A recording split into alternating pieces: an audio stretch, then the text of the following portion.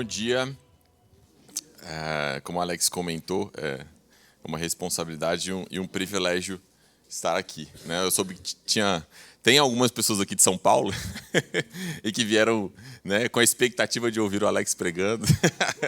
Infelizmente, vai ter que ser no YouTube, vendo outras pregações ou em outro momento, né? Volta em outro domingo.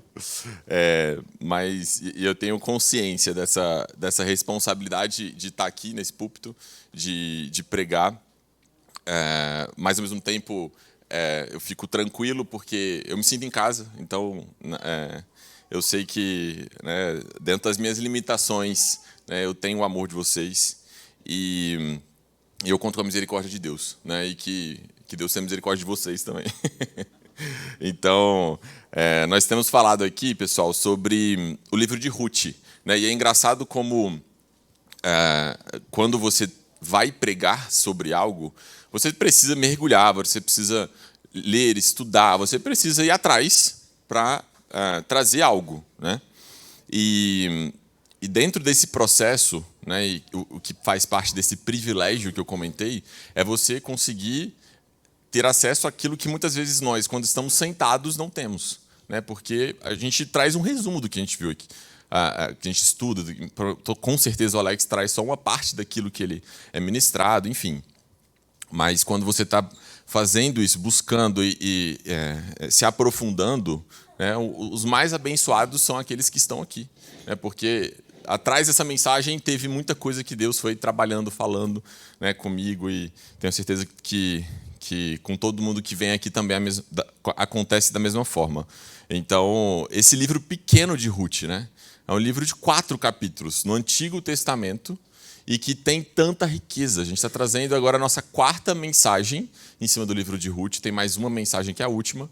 E a gente está explorando o livro do Velho Testamento de 4 capítulos. E se a gente quisesse quebrar mais ainda o livro, para ter mais mensagens, a gente conseguiria, né? Só que e aí é uma coisa que eu queria comentar, alguns feedbacks que a gente tem recebido também, sobre a ênfase das mensagens estarem centradas, né, no Evangelho. A gente tentar enxergar ao máximo o Evangelho por meio de Ruth, né? Porque e aí nos nossos estudos a gente vai, né, ouve outros pastores pregando, lê coisas que foram escritas, e a gente vê uma ênfase muito grande usando o livro de Ruth em princípios, né, sobre casamento, sobre lealdade, né, a lealdade de Ruth, né, o casamento ali entre Boaz e Ruth. Então tem várias pregações que enfatizam muito esses princípios. E isso não está errado, né? São princípios bíblicos, né? São princípios ali sobre a amizade, sobre a soberania de Deus. Então são princípios super valiosos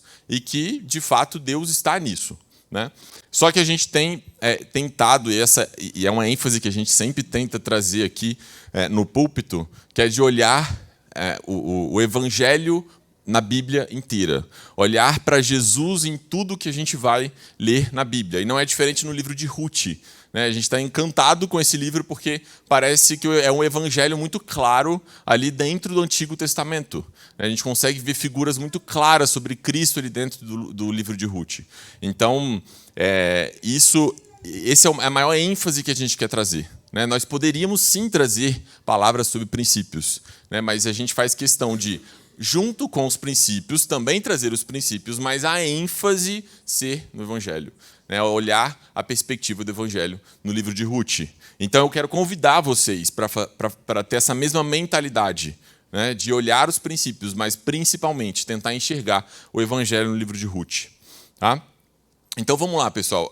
Nós estamos aqui, então, como eu já comentei, fazendo esse estudo do livro de Ruth. E deixa eu ver se passa aqui. Desculpa. A nossa série, né, chama Desista do Controle, e a gente está na 4ª mensagem. E agora a gente vai falar sobre o capítulo 3. Então nós já falamos, e aí, recapitulando rapidamente, para quem porventura não conseguiu acompanhar ou não viu a primeira, segunda ou terceira mensagem, tem um barulhinho, sabe o que eu estou escutando? Tipo, não sei. Parou. E aí, na primeira mensagem, o livro de Ruth inicia com uma família, né, que sai de Belém e vai atrás de pão, porque tinha fome em Belém. E eles vão atrás de pão em Moabe, né? Uma família, né, composta ali por Noemi e Elimeleque. E a gente viu na primeira mensagem sobre como essa decisão ia contra a vontade de Deus, como foi um erro aquela decisão tomada de sair de Belém simplesmente por conta da fome, né? E isso trouxe consequências severas para Noemi, né? Quando Noemi e Elimeleque vão para Moabe, né? Lá a gente tem, né, os dois filhos dela se casam com moabitas, e a gente tem um falecimento, né, do esposo de Noemi e dos dois esposos das suas noras, ou seja, dos filhos de Noemi. Ou seja, a gente tem um contexto de 3 viúvas. Né? Então, Noemi vai com sua família, lá tem a morte do seu marido e de seus filhos, e fica só com as suas 2 noras, Ruth e Orfa. Né? E na segunda mensagem a gente viu o movimento né, de Noemi voltando para Belém. Né? Voltando para Belém, entendendo que, primeiro por conta da mensagem que tinha pão novamente, e aí ela toma a decisão de voltar. Né? E na volta, ela recomenda às suas noras que elas não a acompanhem, que elas fiquem em Moabe, pois elas são de Moabe. Né? E, dentre essas 2 noras, Ruth, né, que inclusive leva o nome do livro, ela toma a decisão de seguir Noemi. Né? Jura fidelidade a Noemi, não só a Noemi, mas como o Deus de Israel e ao povo de Israel. Então ela jura essa lealdade para sua sogra. E ela acompanha, né, Ruth acompanha Noemi aí para Belém. E em Belém, né, na terceira mensagem, a gente viu a bondade de Deus alcançando Ruth. Né, Ruth, uma estrangeira, moabita, como Alex colocou na mensagem. Né, moabita era sinônimo de feiticeira, né, para o povo de Israel. Existia um histórico, era um povo inimigo do povo de Deus de Israel. Então, essa moabita, ela é alcançada pela bondade de Deus quando ela vai atrás de comida, né, buscar semear nos campos, e encontra com a bondade de Deus. Deus alcança ela com a bondade de Deus por meio de Boaz.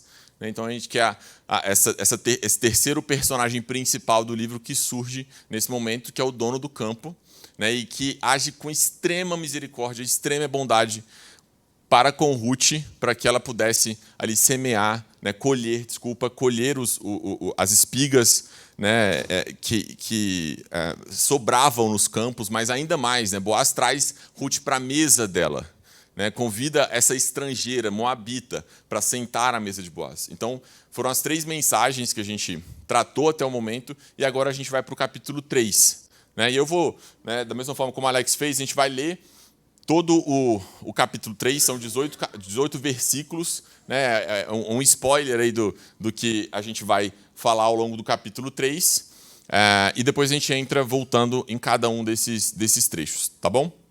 Então vamos lá, pessoal. Ruth 3, 1 ao 18, quem quiser acompanhar aí na Bíblia ou então aqui no telão. Noemi, a sogra de Ruth, disse: minha filha, não é verdade que eu devo procurar um lar para que você seja feliz? E esse Boaz, na companhia de cujas servas você esteve, não é um de nossos parentes? Eis que esta noite ele estará limpando cevada na eira. Lava-se, ponha perfume, vista sua melhor roupa e vá até a eira. Mas não deixe que ele não perceba que você está ali, até que ele tenha acabado de comer e beber. Quando ele for dormir, repare bem o lugar onde ele vai se deitar. Então vá, descubra os pés dele e deite-se ali. Ele lhe dirá o que você deve fazer. Ruth respondeu: vou fazer tudo isso que a senhora está me dizendo. Então Ruth foi para a eira e fez conforme tudo o que sua sogra havia lhe ordenado.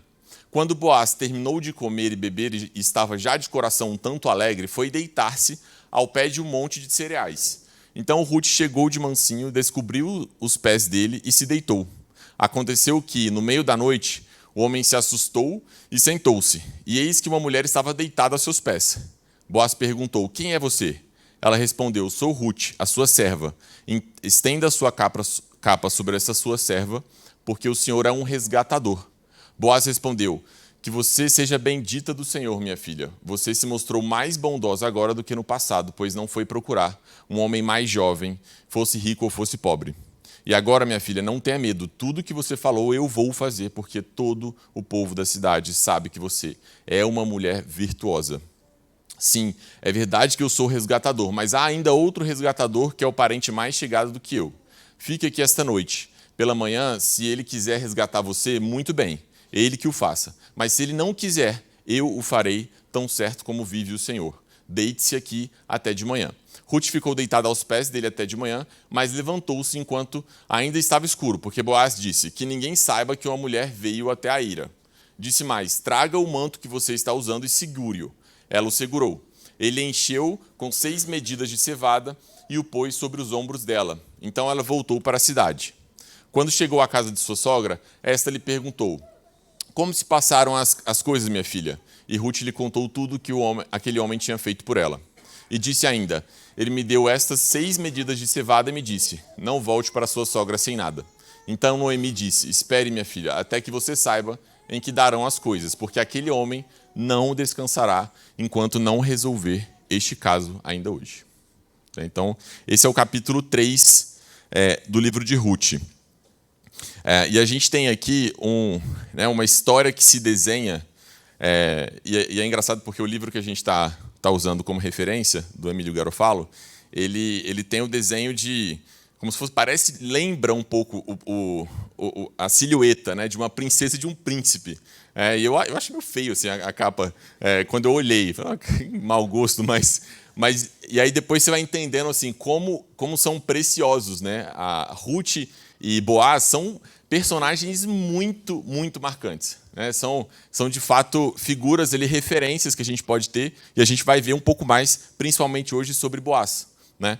Então, parece um pouco aqueles filmes, né, de Disney, do príncipe e da princesa, que porque tem uma princesa que é super trabalhadora, encantadora, e de fato, assim, a gente tem uma Ruth sendo descrita como mulher extremamente virtuosa, e Boaz sendo descrito como bondoso, misericordioso, tratava bem seus empregados. Então a gente de fato tem, né, 2 personagens incríveis. Só que a ideia não é apontar e glorificá-los ali, né, mas é para apontar para outras coisas, né, para o coração que Deus deseja em nós, que seria Ruth, e também para o coração de Deus, que seria Boaz. Então a gente vai entender um pouquinho mais sobre esses pontos, tá? Vamos lá, vamos começar então aqui pelo primeiro. Desculpa. Qual é a minha intenção aqui, trazendo todo o capítulo de Ruth para nós, né? O Evangelho nos leva a viver plenamente quando entendemos que todos nós estamos em busca de redenção. Precisamos de humildade e confiança, está escrito errado ali, para alcançar a redenção. E, por fim, a redenção definitiva está em Cristo. Então, são esses 3 pontos que a gente vai abordar, seguindo a lógica e a temporalidade aqui do versículo, ok? Então, vamos aqui primeiro. Todos nós estamos em busca de redenção. O início do capítulo ele começa com Noemi, a sogra de Ruth, chamando Ruth ali e dizendo: minha filha, não é verdade que eu devo procurar um lar para que você seja feliz? Ou seja, é o desejo de Ruth, né, em levar Ruth a viver. Desculpa, é o desejo de Noemi em levar Ruth a viver um cenário melhor. Ou seja, elas tinham voltado de Moabe, mas elas estavam sem nada, né? A gente ouviu no primeiro capítulo que Noemi voltou sem absolutamente nada. Ou seja, provavelmente elas estavam passando fome, necessidade, estavam numa situação de extrema vulnerabilidade. Eram viúvas, né? A gente lembra, é importante a gente lembrar que as viúvas viviam em condições de extremas de vulnerabilidade. Veio acompanhada de uma estrangeira moabita, né? Ou seja, o cenário é o pior possível para elas. Então, existia sim um desejo no coração de Noemi de sair dessa situação, né? Para que não só Ruth, aqui no caso, fosse feliz, mas também que Noemi fosse feliz. A gente viu, a gente tem contrastado muito, né, o coração de Ruth e o coração de Noemi ao longo desse livro. E o coração de Noemi, desde o início, a gente viu. Né, eles foram para Moabe em busca de pão, né, desconsiderando todo o contexto em que eles estariam ali de adoração a Deus e junto com o povo de Deus. Ela voltou por conta do pão. Ela vivia de forma amargurada. Ela mudou o seu próprio nome por conta da amargura. Então, tudo isso mostra o coração de Noemi. Então, quando Noemi traz, né, um plano, a gente até desconfia um pouco, né, porque no capítulo anterior, né, quando Ruth recebe as bênçãos de Boaz, né, quando Boaz abençoa a Ruth, Noemi, pela primeira vez, se alegra em Deus. Né? Antes ela só reclamava, ela só murmurava, ela só estava amarga. E aí, de repente, quando ela recebe uma bênção, glória a Deus, recebi. Né? Foi exatamente o centro da mensagem do Alex. Né? Reconhecendo a bondade de Deus somente quando Deus nos dá algo. Então, é estranho, né, ver Noemi. Eu imagino ela, depois que, né, aquilo aconteceu, quando Ruth começou a colher no campo de Boaz e trazer todas as espigas para casa, Noemi já começou a se animar. Né? Essa cena ela não é imediatamente depois do que acontece no capítulo 2. Né? Ainda tem toda a colheita, é o fim da colheita. Então, a gente está falando aqui já no fim daquele período. Né? Então, imagino que Ruth e Noemi passaram um bom tempo ali conversando sobre isso e com certeza Noemi vinha nutrindo no seu coração algumas coisas. Eu vejo, Boaz é um cara bem de vida, rico, ele tem condições, ele pode ser nosso resgatador, ele é um parente, e a gente vai falar daqui a pouco sobre isso. Então, no coração de Noemi começa a gerar alguma coisa. E aí vem essa iniciativa dela falar com Ruth sobre um plano que ela tinha criado. Então, durante esse período, foi criando esse plano e chamou Ruth para revelar esse plano com a intenção do quê? Né? Para que você seja feliz. Em outras traduções, para que você encontre descanso. Né? E isso é legítimo. Né? Nós estamos aqui buscando por isso, nós desejamos isso. Né?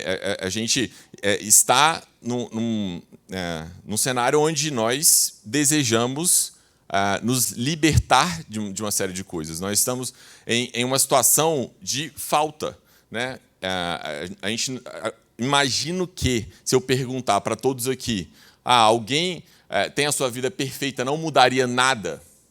Eu imagino que não, né? Senão eu passo o microfone e aí a pessoa vem para cá e falar. Mas a ideia é que nós não vivemos num estado onde nós estamos completamente satisfeitos em relação à nossa vida. Então, a gente busca sempre uma mudança. Eu preciso melhorar isso aqui, eu preciso me livrar desse sofrimento, eu preciso melhorar minhas condições, Então, existe no nosso coração sempre um desejo por uma mudança, né? Uma mudança de vida. E essa mudança de vida ela pode ser considerada também da mesma forma como Noemi trouxe aqui, um desejo para que a gente seja feliz, para que a gente alcance algo. Né? E aí a gente não vive essa realidade, mas nossos pais, no Jardim do Éden, viveram essa plenitude. Né? Ou seja, nós fomos criados para viver essa plenitude sem nenhuma falta, né? Mas o pecado veio, né? A queda veio, isso nos distanciou de Deus, isso nos trouxe longe de Deus e nos trouxe toda essa falta, essa desordem no mundo. E por isso que nós buscamos sempre essa redenção. Então, o ponto que eu quero trazer aqui é que Noemi estava em busca de redenção, né, da sua situação.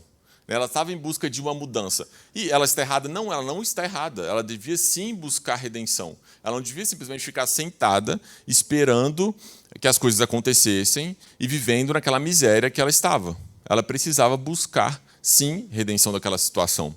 E foi isso que Noemi fez. Né? O ponto que eu quero colocar aqui é muito mais sobre o coração de ambas. Né? Como estava o coração de Noemi? Como estava o coração de Ruth?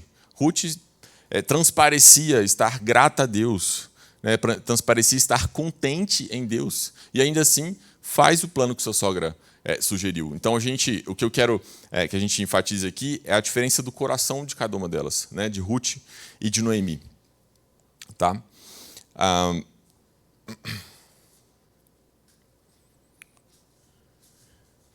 Então, a redenção, como a gente coloca aqui, significa o quê? Resgate, libertação, livrar alguém de uma aflição, um remédio eficaz. Então, quando a gente usa esse termo redenção, ele significa tudo isso. E nós desejamos ser libertos de muitas situações, nós desejamos ser resgatado. Então, Noemi desejava ansiosamente ser resgatada daquela situação de pobreza e fome. Mas ela não podia fazer aquilo por ela mesma. Né? Ela havia tentado uma vez lá atrás, quando se mudou para Moabe em busca de libertação de sua situação momentânea, ou seja, a fome, e veja o que tinha dado, né? Perdeu seu marido e seus filhos. Mas é muito fácil, né, julgar a situação de Noemi. A gente até estava comentando no grupo pequeno, né, de que a gente olha para os personagens da Bíblia e a gente tende a ser muito rigoroso com eles. Não só personagens da Bíblia, né, mas todas as situações que a gente vai julgar, a gente tende a ser muito rigoroso, mas olhar pouco para nós. Né? E a minha intenção é que a gente olhe para nós para entender o quanto de Noemi existe em nosso coração. Né? E quanto que a gente precisa rever as nossas atitudes.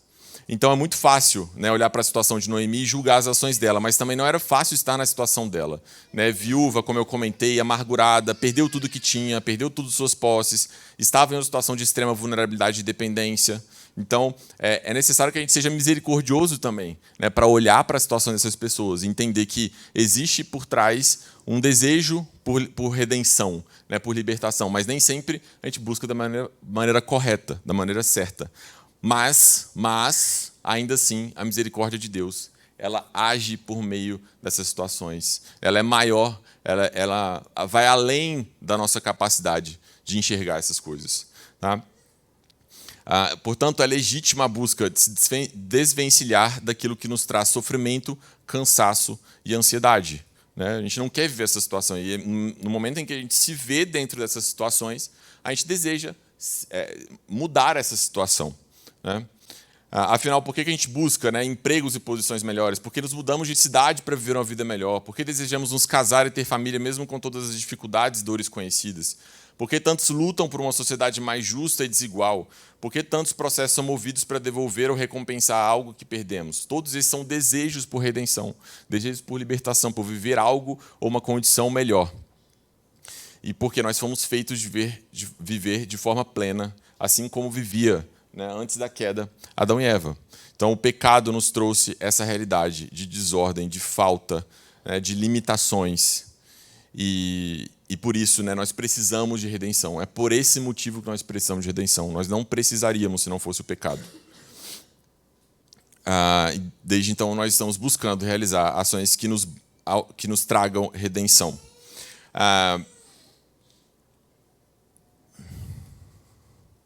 Tá, então, a gente tem esse contexto em que Noemi, no seu desejo de trazer redenção ali para a situação que ela estava vivendo, e a sua nora Ruth chama Noemi para uma conversa. E ela traz todo o plano. Né? Boaz, né, que estava no momento ali de colheita, né, do final da colheita, eles tinham os montes de cereais, que era o resultado de toda a colheita, e era hábito, né, dos trabalhadores e do dono daquele campo dormir próximo desses montes, né, de cereais. Por quê? Por conta do perigo de virem ladrões e roubarem o fruto da colheita. Então eles dormiam lá. Então Boaz, como dono do campo, dormiria lá também, e Noemi sabia disso.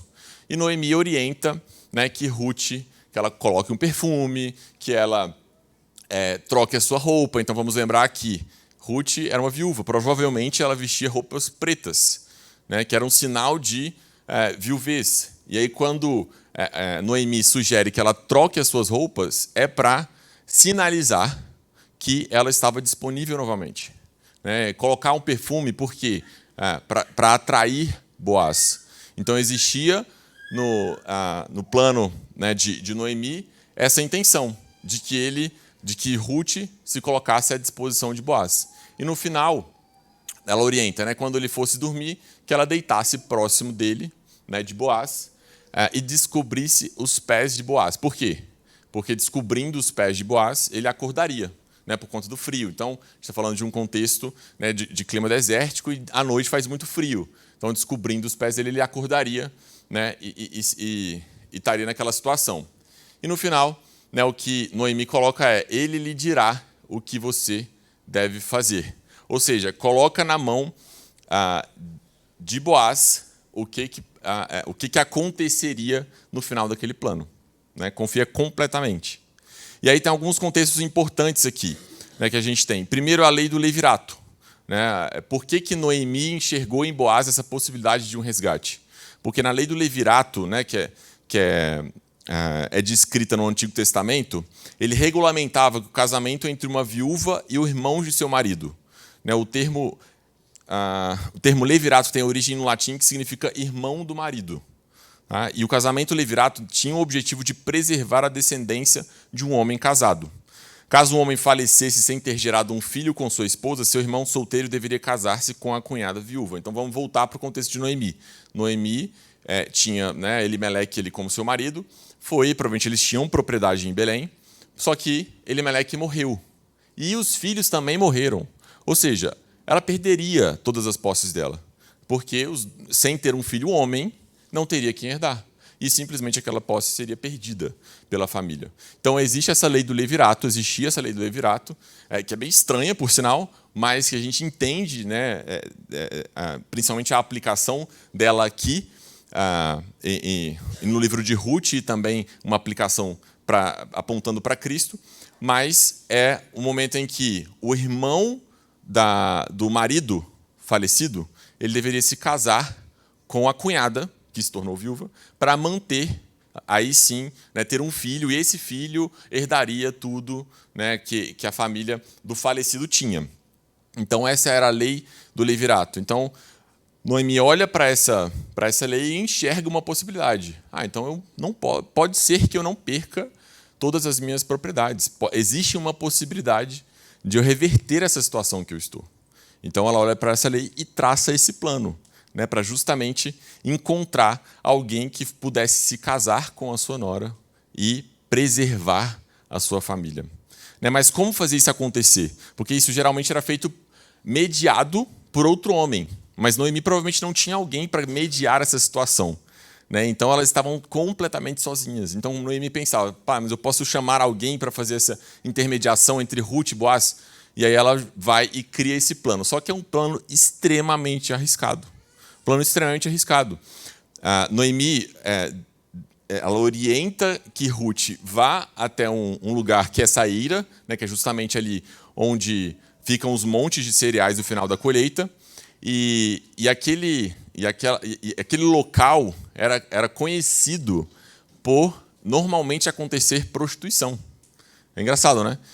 Mas era um lugar perigoso, né? Ou seja, podiam passar ladrões, podiam passar várias pessoas ali, e era um lugar perigoso. E Noemi estava falando, Ruth, vai lá, na ira, para você tentar se casar com Boaz.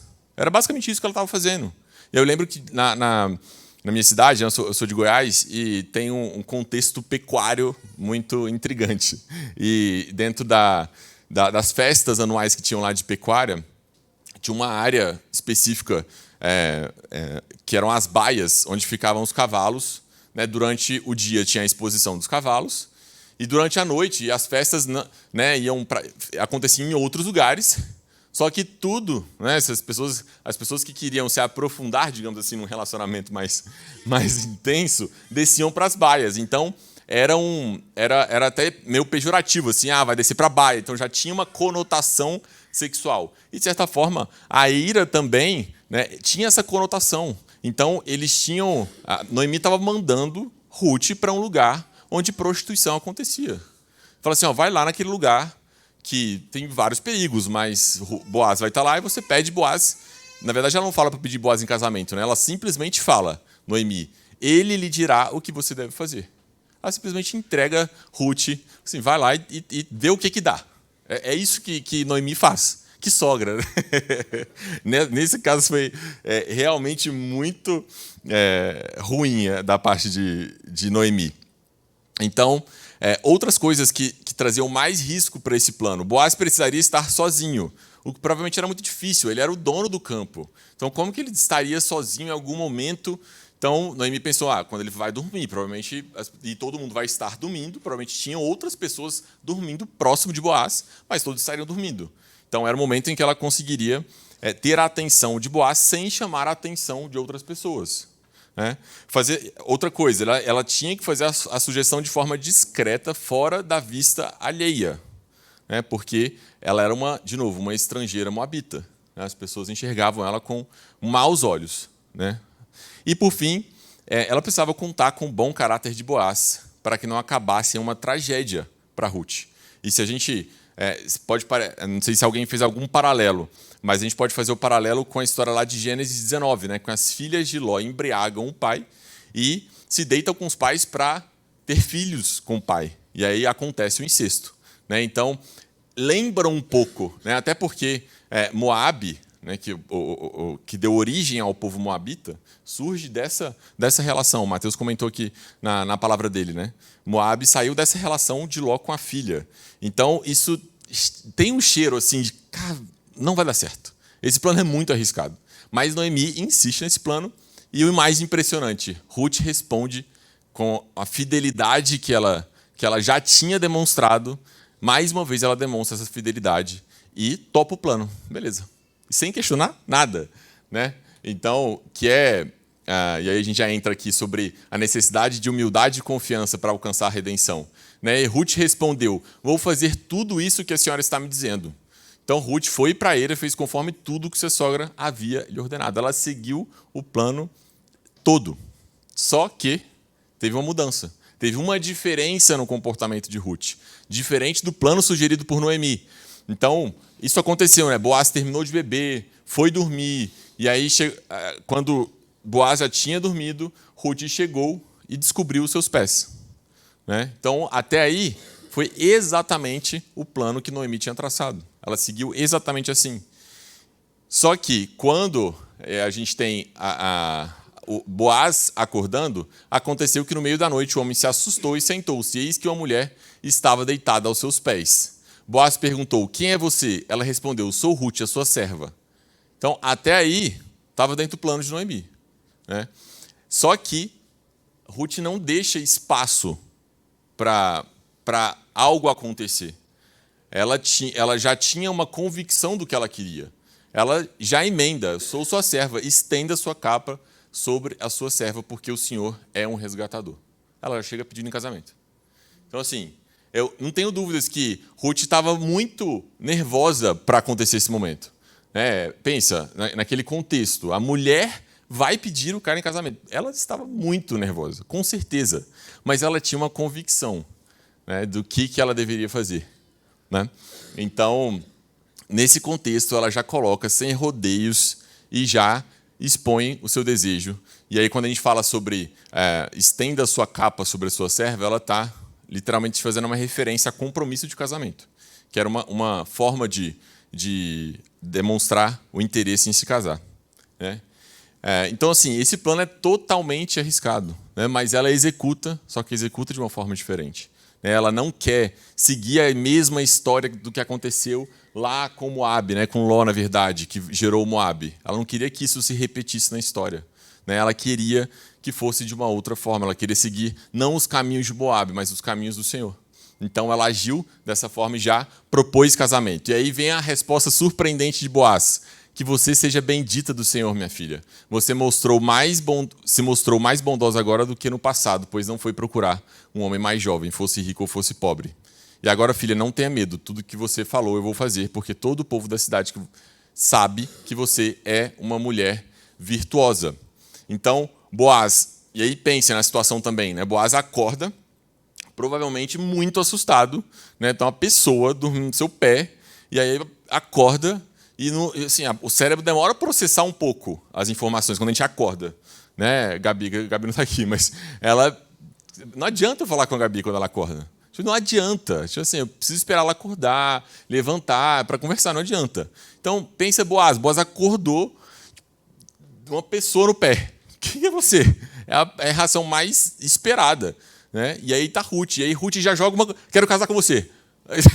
Truco, né? E ele simplesmente responde: é isso mesmo, que você seja bendita do Senhor, minha filha. Você se mostrou mais bondosa agora do que no passado.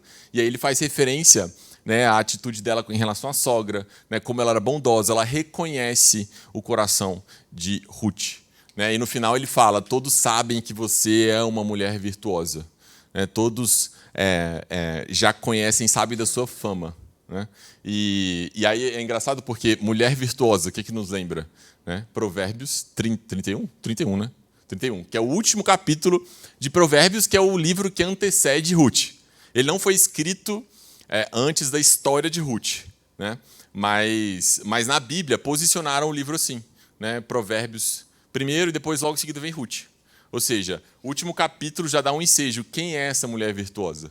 Né? A gente vê aqui em Ruth essa mulher virtuosa. né? Ela é, de fato, ela tem o coração em Deus. Então, é nesse contexto que acontece isso, né? E Ruth propõe casamento. E Boaz, né, ainda bem que era Boaz, ele aceita se casar com Ruth. Né? E ele, na sua bondade e graciosidade, como a gente tem visto no coração de Boaz, ele se compromete com ela. Só que, né, a gente tem a continuação, e ele comenta: o Senhor lhe pague pelo bem que você fez, que você receba uma grande recompensa do Senhor, Deus de Israel, sobre cujas asas você veio buscar refúgio. E é legal que John Piper ele sugere que, não sei se vocês vão lembrar, né, na última mensagem, né, a gente tem aqui, deixa eu ver se eu coloquei, não coloquei. Mas na última, não, desculpa, na verdade é esse versículo que eu queria ler. Quando Boaz ele comenta aqui, vou procurar tal, você falou, filhão, não tenha medo. Desculpa, pessoal, agora eu me lembrei. Quando Ruth, né, comenta e fala, estenda sua capa sobre essa sua serva, ele está literalmente falando, abre tuas asas para que eu possa me refugiar nas tuas asas. Né? Então, é o desejo de de Ruth, de encontrar o descanso e a proteção que ela precisava. Né? E ela, de forma muito humilde, né, e de forma muito clara também, ela revela, né, esse desejo de ser resgatada por Boaz. Ela reconhecia a necessidade em que ela estava, ela reconhecia a situação que ela estava. Ela era, de novo, né, estrangeira, moabita, e tinha uma série de um contexto nada favorável para Ruth. Então, a postura de Ruth aqui é de muita humildade, mas também de muita confiança. Né? E outra coisa, ela também já conhecia Boaz. Boaz já tinha chamado Ruth para sentar à sua mesa. Ruth já tinha visto como Boaz tratava os seus empregados. Ela tinha consciência de que, apesar do plano ser muito arriscado, primeiro, ela confiava em Deus. Ela já tinha mostrado essa confiança em Deus. E segundo, ela conhecia Boaz. Ela conhecia o caráter de Boaz. Então, ela, de forma muito humilde em reconhecer a sua situação, mas de forma muito corajosa e confiante, ela se colocou ali naquela situação. E deu certo. Né? Então, quando ela fala, estenda a sua capa sobre essa sua serva, ou seja, como se fosse a asa, né, de Boaz, a gente lembra aqui de Ruth 2,12, que o Alex trouxe na última mensagem. O Senhor lhe pague pelo bem que você fez, que você receba uma grande recompensa do Senhor, Deus de Israel, sob cujas asas você veio buscar refúgio. Então, de certa forma, tem... E essa é uma sugestão, evidentemente, né, que John Piper faz, de que quando Boaz fala isso, né, sobre cujas asas você veio buscar refúgio, é uma referência de que ele poderia representar Deus, trazendo o refúgio necessário que Ruth precisava. Tá? Então, é um desenho aí da poesia do livro que é muito interessante. E aí a gente caminha aqui para o final do livro, né, quando a gente vai entender essa redenção. Ok, eu tenho um plano, né, eu tenho um plano de redenção. Eu executei aquele plano. Né, mas o que é exatamente esse plano? Né, e a gente começa a ler aqui, lá no capítulo 12.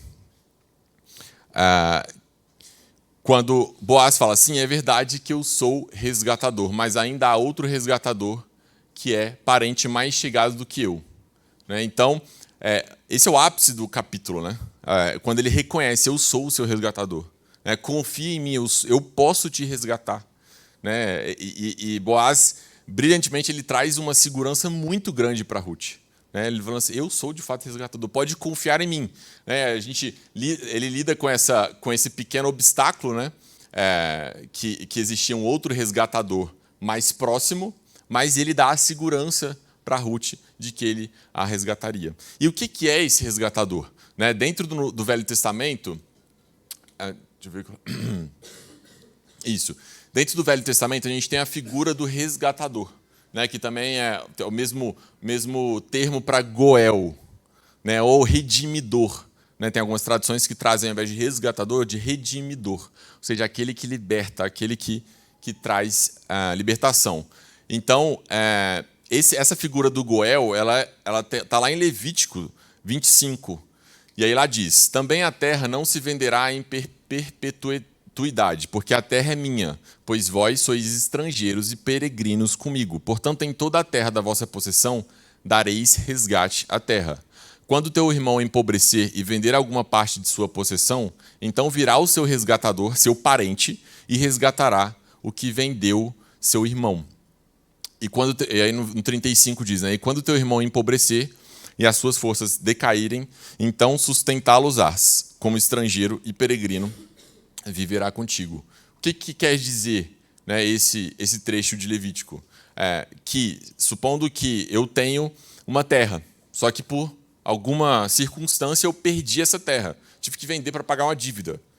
E aí, o que Deus estava dizendo? Essa terra não é necessariamente de vocês, essa terra é minha. Eu entreguei a vocês. Então, se alguém, porventura, tiver que vender a sua propriedade e se empobrecer por conta disso, um outro parente pode resgatar essa terra. Ou seja, ele pode ir lá e falar assim: meu irmão perdeu a terra, porque ele teve que pagar, ele ficou pobre, mas eu tenho condições de resgatar, eu tenho o direito de resgatar. Ou seja, aquela pessoa que comprou num primeiro momento a terra, ela tinha a obrigação de vender essa terra para o resgatador, né? Que seria um parente, necessariamente um parente próximo, né? Então ele requisitava o papel de resgatador. Eu sou parente dele, eu tenho recursos e eu quero resgatar essa terra. Porque também não era obrigatório, né? Era opcional. Então ele se posicionaria e poderia comprar. E a pessoa tinha que vender para manter aquela terra dentro ali da família. Então, a gente tem essa figura do resgatador, do Goel, né, que mais tarde Boaz vai representar, né, isso em relação a Ruth. Tá? Deixa eu tomar água aqui.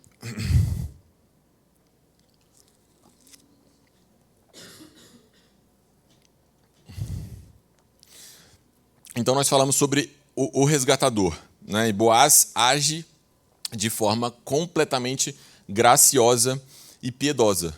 Então, se a gente enxergar e olhar Boaz, a gente tem falado muito bem de Boaz aqui, né? Boaz que homem, né? Que homem Boaz é, né? E, de fato, ele é uma figura masculina muito importante e ele deve, sim, servir de uma referência de masculinidade hoje. Eu estava conversando ontem com a Gabi sobre... A gente estava em algum contexto ali, a gente estava conversando sobre a crise de masculinidade que existe hoje, né, que a gente vive hoje. E a gente olha para Boaz, e Boaz é uma ótima referência de masculinidade. A gente olha a postura dele, a posição dele. Né? Ele estava ali num contexto em que ele poderia se aproveitar de Ruth. Né? Ele estava ali, no lugar onde comumente acontecia prostituição. Então, por que não? Né? E provavelmente ele se sentiu tentado a isso. Mas ele decidiu seguir um caminho em que agradava ao Senhor, né? E ele agiu biblicamente. A gente pode dizer que ele agiu biblicamente, né? Então, e mais, né? Depois a gente lê aqui que ele, no meio da noite, ela já recomenda que Ruth vá embora para que ninguém a veja, né? Ou seja, antes do sol nascer, que ela saísse ali ainda sem ninguém reconhecê-la, e ainda entrega, né, mais comida, para que ela não voltasse de mãos vazias para a sogra. Ou seja, ele preocupado com a reputação de Ruth, né, e também, além disso, é gracioso e dá mais coisa, abençoa ainda mais a vida de Ruth. Né? Então, Boaz é, sim, o cara. Né? Então, ele é uma referência, mas muito mais do que uma referência de masculinidade, a gente tem Boaz apontando para Cristo. Então, quando a gente fala sobre personagens ou contextos que apontam para a vinda de Cristo, Boaz é um desses que aponta para Cristo. É o que a gente chama de tipologia, ele é uma tipologia de Cristo. Ele aponta para o que Cristo é, ele aponta para o que vai acontecer. Boaz, da mesma forma, aponta para Jesus. Então, Boaz e sua atitude representam apenas uma sombra do resgatador que viria mais de 1000 anos depois para nos resgatar da nossa dívida eterna com o próprio Deus. Como várias outras figuras do Antigo Testamento, Boaz era um tipo de Cristo apontando para o futuro Messias. E aí a gente tem alguns pontos, né? Boaz, ele era um varão valente e poderoso, né? Que diz no versículo 1 do capítulo 2. Jesus também, ele tinha toda a autoridade que foi dada no céu e na terra. Né? Boaz era natural de Belém, Jesus também era natural de Belém. Boaz era da tribo de Judá, Jesus também veio da tribo de Judá e, mais do que isso, ele é o leão da tribo de Judá.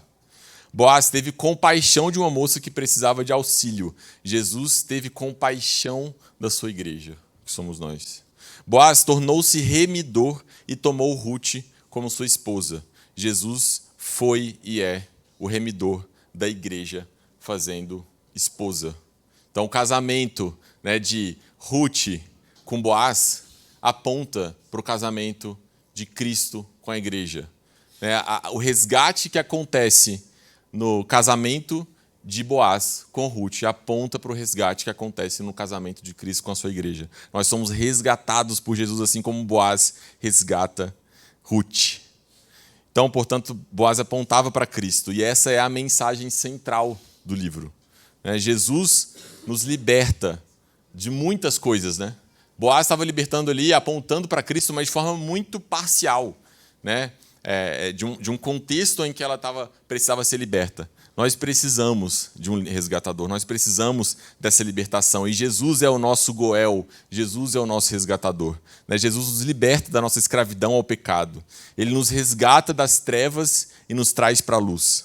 Jesus nos traz a nossa liberdade que a gente tanto deseja. Ele é o nosso Goel. Ele é o resgatador que podemos nos lançar aos seus pés, assim como Ruth fez, né? Se lançou aos pés, deitou aos pés de Boaz. A gente tem que se lançar aos pés de Jesus e nos humilhar, assim como Ruth se humilhou frente a Boaz, reconhecendo que ela precisava de um resgatador. Nós precisamos nos humilhar e obter aquilo que nós tanto precisamos. E a gente pode ter a segurança que ele vai cumprir essas promessas. Né? Aqui, quando Boaz responde, deixa eu ver, se ele quiser resgatar você, muito bem, ele que o faça. Mas se ele não quiser, eu o farei tão certo como vive o Senhor. Tão certo como vive o Senhor é tipo assim, eu prometo em nome de Deus. Então ele estava dando uma segurança para Ruth de que ela seria resgatada. E essa segurança que a gente tem em Cristo, nós somos resgatados em Cristo, nós somos redimidos em Jesus por meio da sua obra. Então a gente pode ter a segurança de que ele vai cumprir todas as promessas que Cristo fez. O nosso resgate está garantido nele, porque ele não falha. Boaz poderia ainda falhar, a gente não tem acesso a gente falou muito bem de Ruth e Boaz, mas com certeza eles tinham vários problemas, etc. Mas no livro não é retratado nenhum desses problemas, mas a gente tem a certeza, de que o nosso resgatador, ele não falha, ele é infinitamente gracioso, ele é infinitamente amoroso, misericordioso e deseja intensamente fazer esse papel. Então, o que eu achei muito legal foi Boaz, ele demonstrar esse desejo de resgatar Ruth. E provavelmente, por ele ter respondido tão rápido, ele provavelmente já estava pensando sobre essa possibilidade. Na medida que ele conheceu Ruth, abençoou Ruth, trouxe ela para a sua mesa, provavelmente ele já estava, de certa forma, encantado com Ruth. Então ele desejava aquilo. Então, por isso que a resposta dele é tão rápida. Eu quero me casar, mas espera aí, vamos só ver uma questão bíblica, porque Deus orienta a gente, porque pode ter algum resgatador mais próximo, mas eu desejo te resgatar. E assim Jesus ele dá essa segurança de que nós sempre vamos encontrar refúgio nele. E ele nunca falha. E a gente, porventura, a gente pode pensar, o resgate do que eu estou me referindo aqui, trata-se exclusivamente sobre nossa salvação, ou nossa justificação. Não, Jesus foi meu resgatador. Não, foi um momento na minha conversão, quando eu aceitei Jesus, entreguei minha vida a Jesus, ele foi meu resgatador. Não, ele é e será o nosso resgatador. Ele é o nosso resgatador hoje, e a gente pode se refugiar nas asas desse resgatador, que é Jesus, porque ele fez aquilo que nós não poderíamos fazer. Nós temos em Jesus essa possibilidade. Então, nós ainda lutamos contra o pecado e a desordem desse mundo, e ele deseja nos resgatar de tudo isso para viver uma realidade transformada e redimida por ele, para a gente apontar para Cristo. né, para que a gente viva uma realidade que glorifique a Deus e que glorifique a Jesus por meio da obra de Cristo em nós. Então tem muita relação com a santificação. Então, e por fim ele, nos deseja nos trazer descanso e proteção, né, e nos resgatar dos nossos esforços de nos libertar, de nos redimir, de ser o protagonista da nossa redenção. Ele faz isso, né? Então essa é a mensagem que a gente tem aqui no terceiro capítulo de Ruth. E aí a gente tem algumas implicações para a gente fechar aqui. Primeiro, precisamos reconhecer nossa condição de estrangeiro e pecador. A gente pode olhar para a situação de Ruth e dizer, cara, Ruth estava muito pior do que eu, né? Humanamente, se a gente fosse olhar, Ruth está infinitamente pior do que muitos de nós provavelmente estamos. Ela vivia uma situação de extrema vulnerabilidade, como a gente comentou. Ela vivia uma situação difícil mesmo, né? E a gente pode falar, não, minha vida não é tão ruim assim, eu não tenho tanta necessidade de um resgatador. Mas a verdade é que a situação de Ruth nem se compara à nossa situação espiritual em relação a Deus, né? Nós, né, como a gente tem lá em Isaías 64:6, todos nós somos como o imundo e todas as nossas justiças são como o trapo da imundícia. Todos nós murchamos como a folha, as nossas iniquidades nos arrastam como um vento. Então nós temos enxergado isso, nós temos enxergado que nós temos a necessidade de um resgatador. Nós temos enxergado a nossa condição de pecadores e que necessitam de um resgatador, né? Ruth tinha muita consciência sobre o papel, quem era ela. Nós temos conhecimento sobre quem nós somos. Quanto que longe de Cristo a nossa situação é impossível. Não é complicada, é impossível longe de Cristo. Essa é a realidade. Mas nem sempre a gente enxerga que a gente está nessa condição, né? E outro ponto, né? Ruth era estrangeira. Ela não fazia parte, a princípio, da família de Deus. E nós éramos inimigos de Deus, até que Cristo veio. Nós estamos tão acostumados, talvez tão habituados, né, em se considerar filhos de Deus, em se considerar que a gente acha isso algo comum, mas nós éramos inimigos de Deus. Nós precisávamos de alguém para nos reconciliar com Deus. E aí em João 15:4, permanecei em mim e eu permanecerei em vós, como não pode dar fruto por si mesmo, se não permanecer na videira, assim também vós, se não permanecerdes em mim. Eu sou a videira e vós os ramos. Em outro trecho fala sobre como nós fomos enxertados, acho que não coloquei, mas como nós fomos enxertados nessa videira. Nós fomos colocados. Nós não éramos para estar na família de Deus, mas Cristo, por meio da obra de Jesus, nos colocou nessa videira. E nós somos hoje ramos, enxertados na videira que é Jesus. E lá em Colossenses 1:21-22 diz, e vocês que no passado eram estranhos e inimigos no entendimento pelas obras más que praticavam, agora, porém, ele os reconciliou no corpo da sua carne mediante a sua morte para apresentá-los diante deles santos, inculpáveis e irrepreensíveis. É por conta de Jesus, por conta do resgate de Jesus, que a gente pode viver isso. É por conta do resgate de Jesus, pela morte de Jesus, que ele nos reconciliou com Deus. Foi a obra de Cristo que fez isso por nós. Outra implicação, não devemos buscar redenção fora de Cristo. Isso nos traz cansaço e esgotamento. Então, nós estamos o tempo todo tentando nos libertar de situações, nos livrar de situações, entendendo que está em nós a força para fazer isso, o poder para fazer isso, né? E quando a gente tenta fazer esse papel, né, isso traz cansaço, isso traz ansiedade, né, isso traz enfado, né? Então, o que nós devemos fazer nesses casos é buscar a nossa redenção em Cristo, seja qual for a redenção que a gente precisa, né? A gente buscar e colocar Jesus no centro de tudo, porque Ele pode, né? Ele é o que pode nos dar o jugo dele para que a gente empurre junto com Jesus, para que o jugo de Jesus, que é fardo e leve, né, que a gente consiga carregar sem esse cansaço. Então, de forma prática, né, onde nós temos buscado a redenção e como nós temos buscado essa redenção. Que situações da nossa vida, em que cenários da nossa vida a gente tem buscado nós mesmos redenção e não temos confiado, nos humilhado frente a Deus e pedido: Deus, eu não consigo, eu preciso de um resgatador.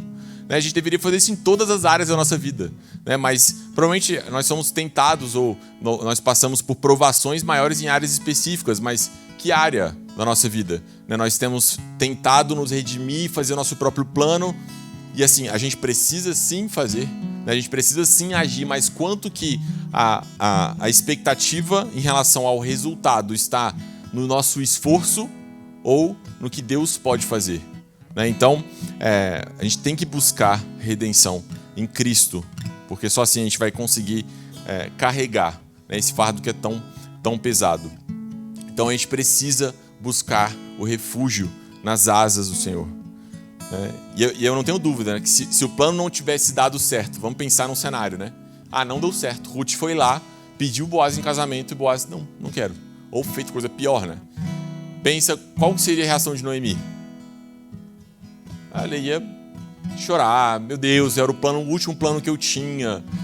Toda a minha esperança estava nesse plano. Toda a minha esperança estava que isso desse certo. Né? Esse é o coração de Noemi. Ela deposita toda a sua confiança nos seus próprios planos. Né? E Ruth, pelo histórico do que ela vem, da forma como ela vem se comportando e reagindo às coisas, é bem provável que Ruth, né, mesmo diante de um não, ela reagisse de forma tranquila. Amém. O meu refúgio é o Senhor. Poderia ser Boaz que representasse a bondade de Deus na minha vida. Não foi Boaz. Amém. Não é isso. Minha esperança não está nisso. E o que a gente vem repetidamente falando aqui. Não são as nossas coisas, não são as nossas conquistas que tem que nos trazer o refúgio ou o descanso que nós precisamos. Nós precisamos buscar o refúgio, o descanso em Cristo. Ele que pode dar um descanso verdadeiro para nós. Então é essa redenção que a gente precisa buscar em Cristo, porque Ele pode. E por fim, última implicação. Desculpa, eu não li aqui Hebreus 4,15. Porque temos um sumo sacerdote que não temos um sumo sacerdote que não possa se compadecer-se das nossas fraquezas, porém que, como nós em tudo, foi tentado, mas sem pecar. Jesus é o resgatador, né, que toma o nosso lugar e que sofre e que se compadece de nós, porque Ele sofreu muito mais do que porventura nós temos sofrido. Ele consegue, é um Deus que consegue se compadecer, porque Ele mesmo viveu essa realidade. Né? Jesus sabe das nossas fraquezas e Ele sabe como se compadecer disso. Por fim, última implicação: devemos nos achegar ao trono da graça de Cristo com confiança. E aí a continuação, né, de Hebreus 4. Cheguemos, pois, com confiança ao trono da graça, para que possamos alcançar misericórdia e achar graça, a fim de sermos ajudados em tempo oportuno.